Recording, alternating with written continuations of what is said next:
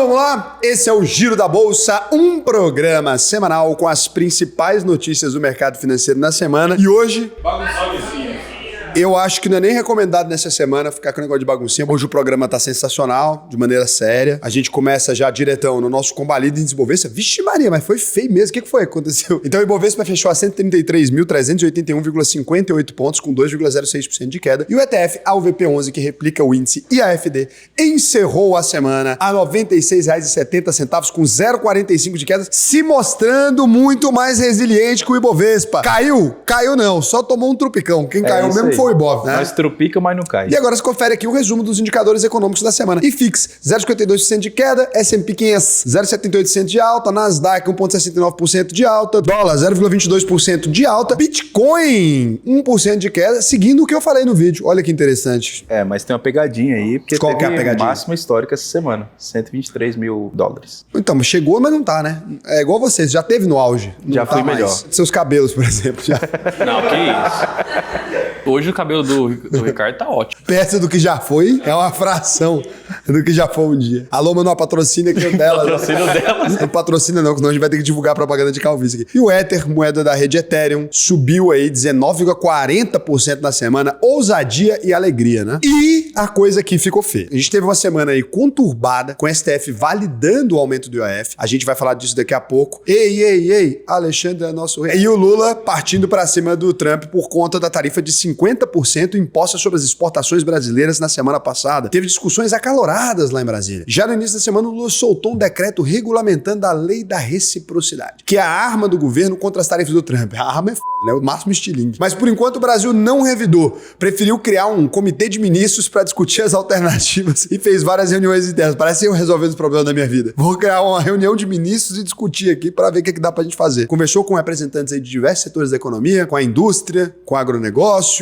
com os nossos excelentíssimos parlamentares, e depois o vice-presidente Geraldo Alckmin mandou uma cartinha pro governo americano falando que achou muito feio o que o Trump fez e que a tarifa de 50% prejudica a economia dos dois países, mas que o Brasil está disposto a conversar. Resumindo, tô chateado, mas não muito. A Casa Branca respondeu que o Brasil precisa, abre aspas, mudar de rumo, fecha aspas, e que o Trump não tá tentando ser o imperador do mundo. Mas por que você não tá tentando? Por que a Casa Branca tá falando que ele não tá tentando? Quando você não tá tentando uma coisa, você não precisa falar que não tá tentando, ninguém acha que tá tentando. Mas o Lula já tava pistola, disse que não vai aceitar um gringo dando ordem aqui não, pra ele, e que quer taxar as big techs americanas como resposta ao tarifaço. E isso arruma rolo, você consegue resolver. Esse é um ponto muito importante nessa confusão toda, porque o Trump tinha citado aí o processo contra o Bolsonaro e a censura das plataformas. Censura, entre aspas. Censura não, vou até censurar essa palavra aqui. Bota um pi nela. Bota um pi nisso aí, pelo amor de Deus. Censurado quem falou isso. Porque aí, né, o Trump tinha citado o processo contra o Bolsonaro e tinha também feito comentários a respeito de do eventual,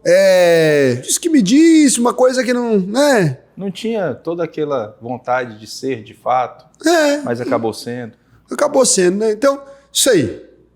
Das plataformas digitais como fatores que motivaram a imposição da tarifa mais pesada de todas para o Brasil. Na quinta-feira, o Lula fez um pronunciamento na TV falando que os Estados Unidos estão fazendo uma chantagem inaceitável e que os políticos brasileiros que estão apoiando são traidores da pátria. Ele também falou que o controle das plataformas digitais estrangeiras é uma questão de soberania do Brasil e que vai fazer de tudo para defender a economia. Vem aí o Brasil Tube, podendo tanto recorrer à Organização Mundial de Comércio, a OMC, quanto usar a lei de reciprocidade aí para defender a economia. Defender a economia brasileira é bom demais. Isso aqui é uma maravilha. Eu vou até comprar uma camiseta da economia brasileira. O Lula é o maior defensor da economia brasileira que eu conheço. Grande defensor da economia brasileira. E isso aqui é uma coisa muito brasileira, né? O Lula falou, o Trump querendo foder a economia do Brasil. Aí não, só eu que posso foder a economia desse país aqui. Eu não quero concorrência. Não invada as minhas competências. Você não venha taxar nada aqui. O taxado tá puto. Você vem pra você taxar alguma coisa, você é igual brasileiro. Você fala mal do Brasil lá fora, você fala. Aí se alguém concorda, você fala assim, que palhaçada dessa tá falando mal do meu país, seu vagabundo. O Lula também disse que os Estados Unidos mentiram sobre o déficit na balança comercial. Disse, não, isso é verdade. É verdade que é mentira. E falou que já tá fazendo novas parcerias comerciais aí com a União Europeia, com a Ásia, com a África, com a América do Sul, né? Ele foi citando só todos os continentes, o Lula. Menos com a Oceania. Faltou só Oceania. Não vai fazer Oceania. O resto tudo é a União Europeia, a Ásia. Na carta que o Alckmin mandou pro Trump, ele cobrou uma resposta com relação a uma proposta de acordo comercial que o Brasil tinha feito em maio, mas que até agora foi ignorada pelo governo americano. O que é isso, cara? Do nada, imagina essa carta. Essa carta é muito aleatória. Tava tendo uma taxação, o Alckmin falou, e aquele combinado nosso em maio, vai rolar? Quem vai, né? E até o Pix virou notícia com esse tarifaço aí, porque quando abriu a investigação comercial contra o Brasil no início da semana, os Estados Unidos alegaram aí que a gente adota práticas desleais, sem citar o Pix diretamente, mas falando do serviço de pagamento eletrônico do governo. É desleal mesmo, né? Como assim não vai passar pela Visa e pela Mastercard? Eu acho isso aí desleal. Eu, por exemplo, como emito cartão de crédito da Mastercard e ganho dinheiro sobre as transações financeiras, eu acho extremamente desleal o Pix fazer isso aí. O pessoal ia pagar uma coisa com o cartão da UVP Capital, acaba não me pagando nada, paga com o Pix, como é que fica a minha situação? Vamos proibir isso aí mesmo. Tô junto com o Trump aqui, nunca duvidei. Isso tudo gerou muitas críticas em Brasília e o Lula chegou a dizer que não vai abrir mão do Pix, porque ele é um patrimônio do povo brasileiro. Eu acho que o pessoal do PT prefere mais dinheiro em espécie. Saudades Delúbio Soares, grande Delúbio Soares. Mas é isso aqui, faz aí o pitch aí, chama o papo pro povo virar membro aí. Tem que pôr, é R$1,99. Pra virar membro? É. R$1,99 pra virar membro? R$1,99. A gente não fica mais rico, mas você tem um monte de vantagem. Mas a gente coloca um peixinho na frente do seu nome. E você ganha também. É isso. R$1,99 por mês? R$1,99. Aí isso é muito barato. É, não custa nada. Tem de R$7,99 também, se você quiser. E não muda absolutamente nada, é isso? Muda. Um custa R$1,99, outro R$7,99. Quando você vira membro, o YouTube distribui nosso vídeo para mais pessoas, o que é ótimo pra gente. E pra gente também você se torna uma pessoa um pouco mais importante. Não, eu só respondo suas perguntas, eu não respondo mais de quem não paga R$1,99. Então se torna membro. Vira membro aí, pô. R$1,99. A gente tem também umas lives que a gente ocultou. Eu ocultei todos na reta também. Quem não é mais membro não viu na reta. Ah, é. Na reta é a carteira do canal. Era a carteira antiga do canal. Tá tudo oculto. Eu vou ocultar um monte de vídeo, vou sair ocultando pra forçar a virar membro. Você quer saber como o Raul investe, é só virando membro. E vai subir esse valor, né? Vai. Pra R$1,99. O fato é que toda essa discussão das tarifas tem um impacto na nossa economia, né? Um pouco limitado, porque a gente está falando aí de uma fatia menor, né? 12% das exportações brasileiras, que representa 2% do PIB, e não vai parar tudo, porque os americanos vão continuar bebendo suco de laranja, não consegue parar, é viciante mesmo. Mas olhando para o número todo, são mais ou menos 10 mil empresas que exportam para os Estados Unidos e geram mais de 3 milhões de empregos. Repito. 3 milhões de empregos. Tem muita gente precisando se mexer, porque mesmo que a tarifa caia e fique abaixo desses 50%, ela já começa a valer no dia 1º de agosto. E aí tá acontecendo esse movimento de busca por novos mercados. Inclusive a Petrobras já está redirecionando as exportações de petróleo para a Ásia por causa da tarifa dos Estados Unidos. Por outro lado, como tem muitos países envolvidos nessa guerra comercial, o Brasil acaba se dando bem, porque vira uma excelente alternativa como fornecedor de commodities. Até porque, cara, sabe o que eu queria mesmo? Que os Estados Unidos importassem café da República Dominicana. Vocês vão ver que porcaria que é aquilo. Eu fui na República Dominicana outro dia beber café, eu tô chateado até hoje. Não tem substituto para nossas commodities. O café brasileiro é muito bom, cara. E um exemplo desse movimento aí são as nossas exportações das chamadas terras raras para a China, que triplicaram nesse primeiro semestre. Olha que alegria. Essa parceria, né? Brasil e China. Bom demais. Ô, coisa boa. Mas o que a gente não pode negar é que o clima político aqui no Brasil ficou um pouco mais complicado depois dessa tarifa de 50%, e o Trump publicou mais uma cartinha aí pro Bolsonaro falando que o sistema se voltou contra ele e que está acompanhando o tratamento, abre aspas, terrível, fecha aspas, que ele está recebendo do, abre aspas, viu, judiciário brasileiro aí. Eu mesmo não concordo com isso não, viu, o Alexandre de Moraes. Excelentíssimo senhor ministro Alexandre de Moraes, que jamais vai ser cliente da Manual. Já tinha voltado a alfinetar a plataforma de vídeos Rumble, pedindo bloqueio das contas do comentarista Rodrigo Constantino. Finalmente o Rodrigo Constantino vai parar de falar merda. Seria até bom por um lado, né? Brincadeira, Rodrigo Constantino, todo apoio aí ao Alexandre de Moraes. A plataforma e a Trump Media revidaram, questionaram as decisões do Xandão na justiça americana. Mas a queda de braço ficou séria mesmo na sexta-feira, quando o ministro autorizou uma operação muito acertada, Alexandre Ministro de Moraes. Alexandre Ministro de Moraes é muito bom. Você não deboche do grande, excelentíssimo Alexandre Ministro de Moraes. O ministro, então, autorizou uma operação de busca e apreensão na casa do Bolsonaro. Mandou colocar uma tornozeleira eletrônica nele. Bolsonaro agora é cria. Proibiu ele de sair de casa à noite. Por que isso aqui? Essa medida é muito estranha. De dia você pode sair, de noite não mais. Eu acho que a Michelle tem alguma coisa a ver com isso aí. De usar as redes sociais e de ter contato com embaixadores e diplomatas. Como é que você pode proibir isso? Ele vai comprar um pão. Vamos supor que agora. Tô comprando um pão. É Brasília.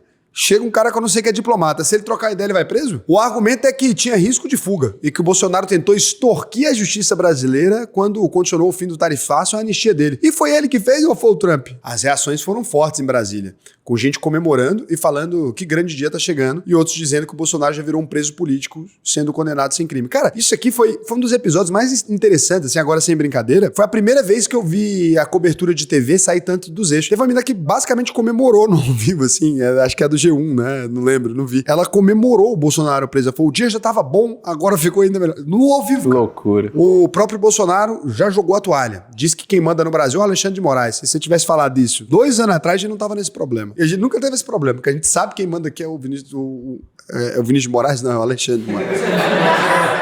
Vinícius de Moraes, inclusive, que não pode conversar com o Bolsonaro. Não porque tá morto, mas porque era diplomata. Inclusive, o Bolsonaro acredita que vai ser mandado pra cadeia até o mês que vem. E outro tema que gerou polêmica nessa semana, e afeta muito a economia também, saiu do gabinete do Xandão. Nossa, mas tá muita manchete, Xandão. O que o gabinete do Xandão mandou pra gente essa semana? O Lula conseguiu passar por cima do Congresso Nacional e restabeleceu no Supremo o aumento do IOF, que tinha sido derrubado pela Câmara. Até teve uma reunião de conciliação antes do julgamento, mas terminou sem acordo. E o Alexandre de Moraes, excelentíssimo senhor ministro, acabou decidindo a favor do governo. A gente já fez um vídeo explicando os detalhes aqui. Assiste. Com a pressão dos deputados e senadores, o valor extra que vai ser arrecadado com o IOF caiu de 60 para 39 bilhões de reais em 2025 e 2026. Mas essa redução não foi suficiente para diminuir o estrago na relação do Lula com o Congresso. A notícia nos jornais foi que a volta do IOF desmoralizou a Câmara e o Senado. E eles tiveram alguma moral algum dia na vida, gente? Muitos parlamentares criticaram a intromissão do judiciário e o deputado Nicolas Ferreira, grande Nicolas Ferreira, sabe que ele é grande mesmo? Chegou a dizer que já pode fechar o Congresso, porque só tem 2 poderes no Brasil. O Executivo e a assessoria jurídica do governo, que é o STF. Eu não falei isso aqui não. Aspas. Isso aqui Aspas. foi Aspas. Nicolas. Bananinha. Eu mesmo tem nada a ver com isso. Já o ministro da Fazenda, Fernando Andrade, ficou feliz com a decisão do Supremo e a AGU disse que esse desfecho foi uma vitória da Constituição. E para cutucar ainda mais o Congresso, o Lula decidiu vetar a lei que aumentou o número de deputados federais de 513. Muito bom, parabéns. Nunca imaginei na minha vida, nunca imaginei. Pode me colocar aqui com a camisetinha.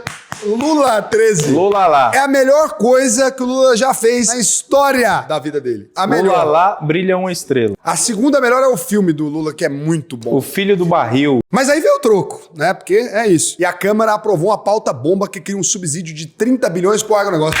Quanto mais eles brigam, melhor fica. Não tem.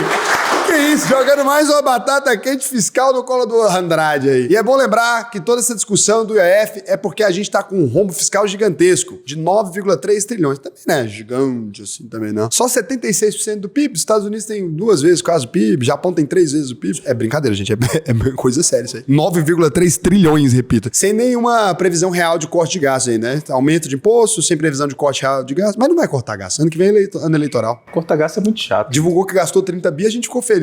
Falar, cortou 30 bi, não dá o mesmo clima, né? Mas o problema é que o IOF mais caro pressiona o custo de crédito e isso afeta o bolso do brasileiro, porque de um lado pode fazer o dólar voltar a subir e do outro a gente também pode esperar que as empresas repassem esse custo para o consumidor, causando ainda mais inflação. E tudo isso está acontecendo meio que na contramão, porque estava todo mundo acreditando que finalmente as coisas voltariam a certa normalidade, com a inflação aos poucos sendo controlada e a taxa Selic podendo cair nos próximos meses. Hoje ela está altíssima, né? 15% ao ano, o que é péssimo para o setor produtivo, para o crédito, para o consumo, para os investidores de LCI e LCA nem tanto, para os investidores também de renda fixa não muito também. Arthur Lira, né, defendendo nós. Diz aí, Arthur Lira é foda.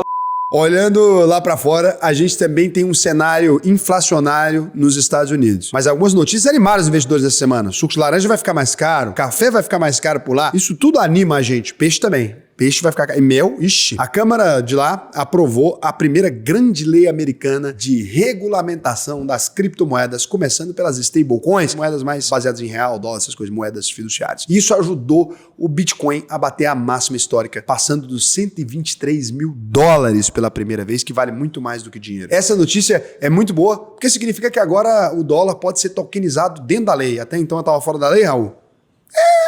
as margens. E pode atrair mais investimentos pesados aí de institucionais, né? Mentira, a BlackRock já tá comprando tem tempo, tá todo mundo. O cara da BlackRock falava mal de Bitcoin toda semana. Agora que ele tá com 5 ETF de Bitcoin, porra, que legal que é esse negócio do Bitcoin, né, menino? E outra boa notícia veio da temporada de balanços do segundo trimestre de 2025, que começou com tudo nas bolsas americanas. O varejo e os bancões surpreenderam os analistas, com resultados acima do esperado e o lucro recorde do maior banco aí, o JP Morgan, fez ele atingir um valor de mercado maior que os outros 3 concorrentes juntos, Bank of America, Citi e Wells Fargo. O Citi também tá mal ficando em pé, né? As empresas de tecnologia também vêm tendo uma reação forte e os investimentos nessas ações estão no ritmo mais rápido dos últimos 16 anos. Cheirinho de bolha, né?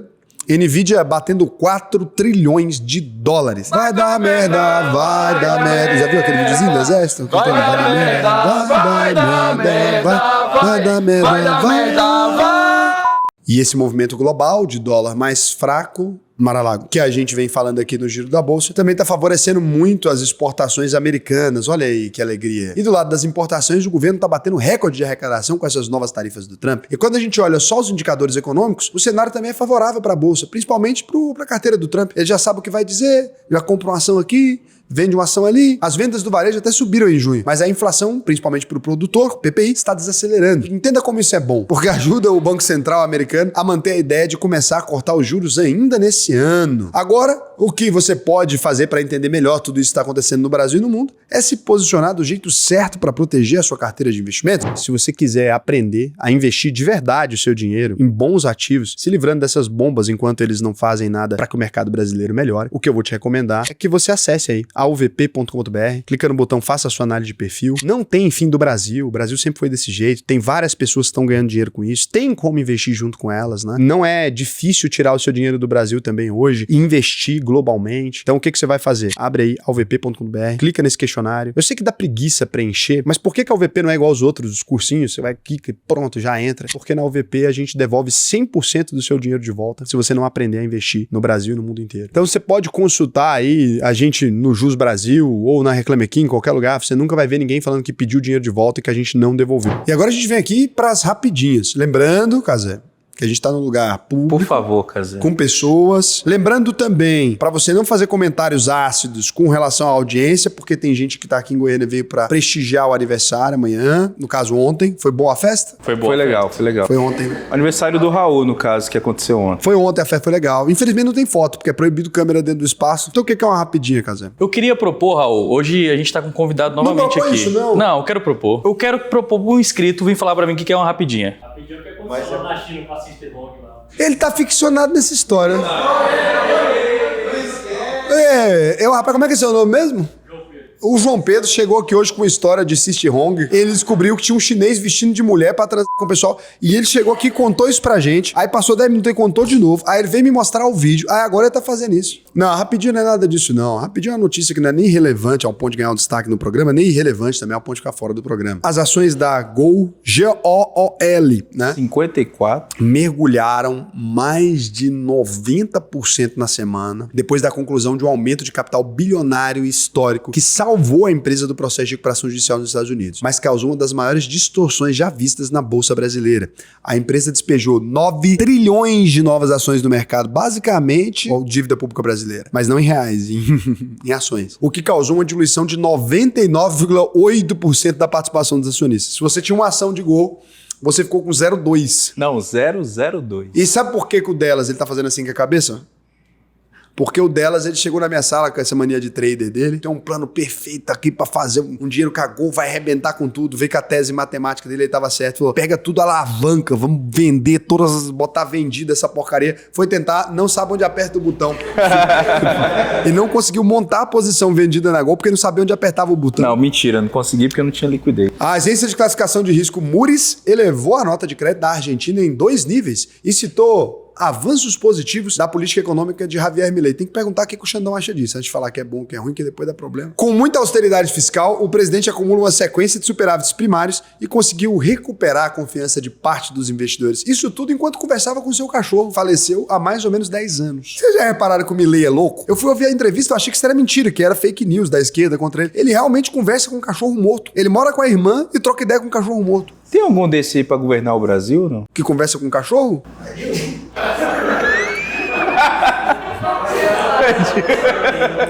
Hoje também é o dia da criança. E o dia da criança é também o dia do pai, da mãe e do professor. E é também o dia dos animais. Porque sempre que você olha pra uma criança, tem uma figura oculta, que é um cachorro atrás. Dilma Rousseff. A Dilma era a melhor presidente da história do país. Ninguém tinha dúvida que tinha alguma coisa errada. Era certeza o tempo todo. O Brasil tinha um rumo, tinha um norte. Em destino ao precipício? Talvez, mas um norte. Os IPOs na Bolsa de Hong Kong superaram o volume levantado pelo mercado norte-americano, com o movimento de retorno de capital estrangeiro para a China. Eu tô dentro disso aí. Empresas de tecnologia e inteligência artificial vêm liderando as captações e ajudaram a Bolsa a subir quase 30% em 2025. Inclusive, a gente vai para Canton do ano que vem, de tecnologia, em maio. A gente vai divulgar lá no Instagram. Vai ir uma galera. Vamos em 50 pessoas aí. E o governo russo diz que não vai aceitar as ameaças dos Estados Unidos sobre um possível cessar-fogo na guerra da Ucrânia. No início da semana, o Trump disse que se o Putin não encerrar a guerra em 50 dias, ele vai impor uma nova tarifa de 100% para a Rússia. Para com essas histórias, rapaz. Já tirou a Rússia do sistema SWIFT. Que tarifa do quê? Você vai tarifar a Rússia? Não quer a Rússia? Vende o quê para os Estados Unidos, rapaz? E vai entregar mais armas pro governo ucraniano. Duvido. Eu truco. E para fechar o programa, a gente traz uma notícia realmente relevante. A ministra de Cuba, ela falou que não existia mendigos em Cuba. Só gente disfarçada paga pelo governo americano. Só que aí os cubanos, eles ficaram putos. E agora ela renunciou por conta disso. Quando ela virar mendiga agora, eu duvido que ela vai achar que só tem mendigo pago pelos Estados Unidos. Raul, de novo você aqui, cara. Onde? Aqui, na Casa UVP. Eu não tô na casa UVP, não. Eu Tá tô sim, mentiroso. Moraes disse que Trump atentou contra a soberania do Brasil. Fica falando isso não, rapaz, pelo amor de Deus. Fala o nome dele pro Alexandre de Moraes. Como é que é o aí. nome? Como é que é o seu nome? Pro Alexandre de Moraes saber. Pode, seu nome. Vai falar sim, como é que é o nome dele? Pro Xandão. Xandão descobre, pô. Não precisa não, só põe a cara dele. Por isso que precisa parar com esse negócio de ficar trazendo gente aqui pra gravar o programa com você. E esse cara veio da onde, esse cara? Meu nome é Parece com o Cachorro. Da Bateria. Que isso? Pega, Xandão. Beijo.